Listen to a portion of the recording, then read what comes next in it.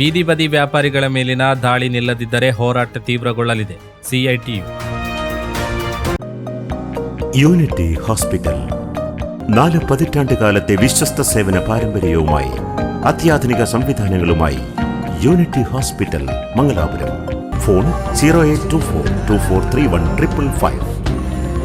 Unity hospital. Expect life. ಮಹಾನಗರ ಪಾಲಿಕೆ ಬೀದಿ ಬದಿ ವ್ಯಾಪಾರಿಗಳಿಗೆ ಪರ್ಯಾಯ ವ್ಯವಸ್ಥೆ ಮಾಡದೆ ಏಕಪಕ್ಷೀಯ ಕಾರ್ಯಾಚರಣೆ ನಡೆಸಿದರೆ ಹೋರಾಟ ತೀವ್ರಗೊಳಿಸಲು ಸಿಐಟಿಯು ನಿರ್ಧರಿಸಿದೆ.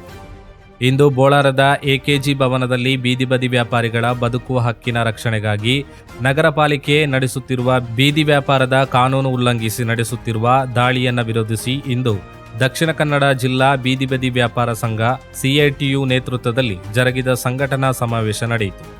ಈ ಸಮಾವೇಶವನ್ನು ಉದ್ಘಾಟಿಸಿ ಸಿಐಟಿಯು ಜಿಲ್ಲಾ ಪ್ರಧಾನ ಕಾರ್ಯದರ್ಶಿ ಸುನಿಲ್ ಕುಮಾರ್ ಬಜಲ್ ಮಾತನಾಡಿ, ಮಹಾನಗರ ಪಾಲಿಕೆ ಆಯುಕ್ತರು ಸಂವಿಧಾನದ ಚೌಕಟ್ಟಿನಲ್ಲಿ ಕೆಲಸ ಮಾಡಬೇಕು.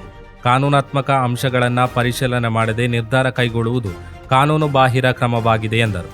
ಸಂಘದ ಗೌರವಾಧ್ಯಕ್ಷ ಬಿಕೆ ಇಮ್ತಿಯಾಜ್ ಮಾತನಾಡಿ, ಬಡವರ ಮೇಲೆ ಬುಲ್ಡೋಸರ್ ಬಳಸುವುದು ಕರ್ನಾಟಕದ ಮಾದರಿಯಲ್ಲ.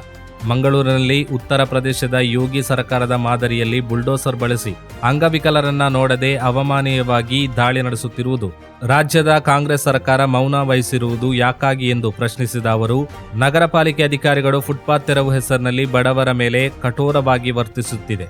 ನಗರ ಪಾಲಿಕೆ ಹಠಮಾರಿ ಧೋರಣೆ ಕೈಬಿಡದಿದ್ದಲ್ಲಿ ಹೋರಾಟ ತೀವ್ರಗೊಳಿಸುವುದು ಅನಿವಾರ್ಯ ಆಗಲಿದೆ ಎಂದು ಎಚ್ಚರಿಕೆ ನೀಡಿದರು.